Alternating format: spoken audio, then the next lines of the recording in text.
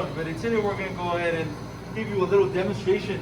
We have one of our brand new units here. This is a Korean style snow ice machine, and we're just going to go ahead and show you in this video a little demonstration on how it actually works. Okay, in this demonstration video we're going to go ahead and show you with Chinese jasmine tea. Okay, so I'm simply going to pour this tea on the top insert over here. Once I start pouring that tea on the top, you will see as it right away will start making this tea into that snow ice, as you can see here in the front.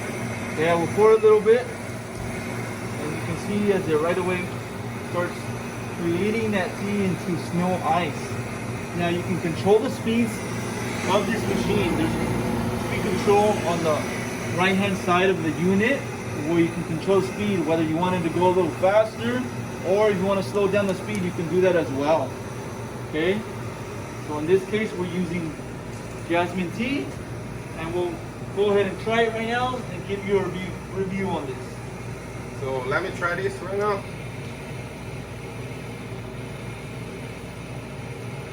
Yeah, it's really refreshing. You can make it's gonna make your business stand out in the hot summer. It's very good.